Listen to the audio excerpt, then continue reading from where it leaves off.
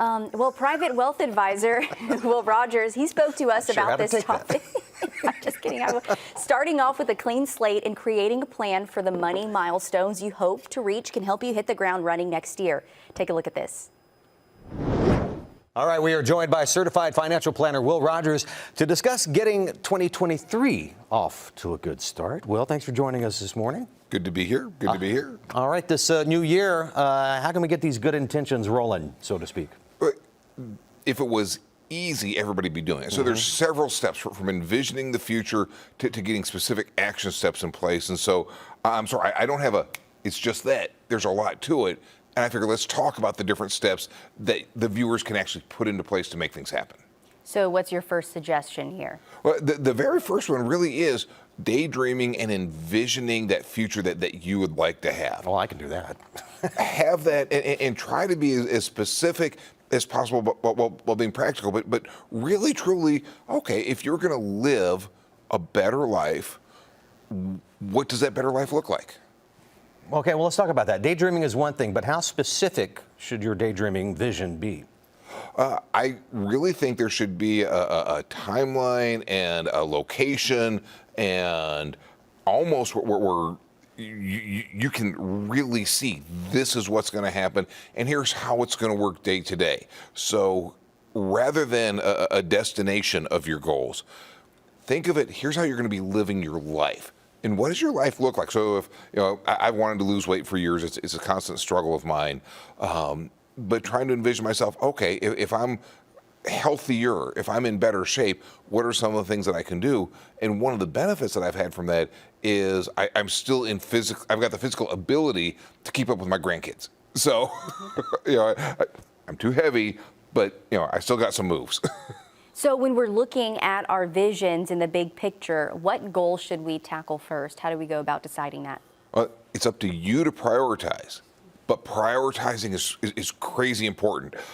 Imagine if in the morning show you guys were reading off all the stories at the same time with sports and weather and the headlines. No, it'd be chaos. Right. There needs to be what's number one, what's number two, what's number three, and just be cutthroat with it. This is what's most important to me, and make that decision.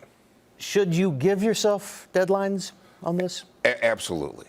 And having deadlines not just on achieving the goal, but on the steps that it takes to achieve the goal. So if it's going to be redecorating your home, okay, if you're going to hire somebody to help you, it might be hire the interior designer by Friday, but have those deadlines. And there is an element that you should be realistic and flexible with the end date and evaluate as you're going along. But if you don't have a deadline, you really don't have a goal. So let's talk about the importance of documenting our goals. I also call them vision boards we were talking about earlier. Yes, this is something, for 30 years, I've been helping people set goals and achieve them. And one of the stats from 30 years ago, Harvard did the study of, the people that write down their goals are far more likely to achieve them. What I've seen people doing more lately is creating those vision boards. And this is kind of crazy what you can do with them now. It used to be back in the day, I want to get a new car, so you get a picture of the new car, or I want to lose weight, you have a picture of a skinny person. No, you can go into Photoshop and all these things on your phone where you can make yourself look the way you want to look, if that's part of your goal, and put it up on that board and have it someplace where you're going to see it every day. This is what you're looking forward to. So if it's home, if it's spending time with your children, okay, have a picture of you spending time with your children. But visual reminders are so important to us. So that written list is one, but if you got that visual list of here's what I'm going to accomplish, man, that really enhances your probability of achieving the goals. Okay, so these are all great points, but what if this just isn't the way that you as a person think about doing things? How can you get this started? That's one of the biggest challenges folks really face. They just don't want to do something, or this just isn't part of their activity, and simply recognizing you're needing to recalibrate your brain. The simple example might be you're going from standard measures to metric, but having the thought process talking with a coach, talking with your best friend, talking with your mom if you can, because generally nobody knows you like your mom, and say, you know what, Mom, here's what I want to do.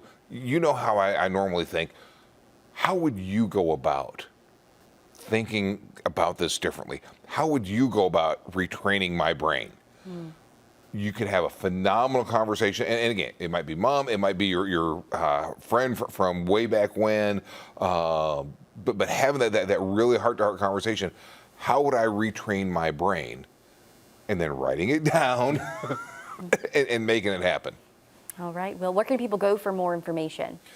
Always happy to share our wisdom on wealth.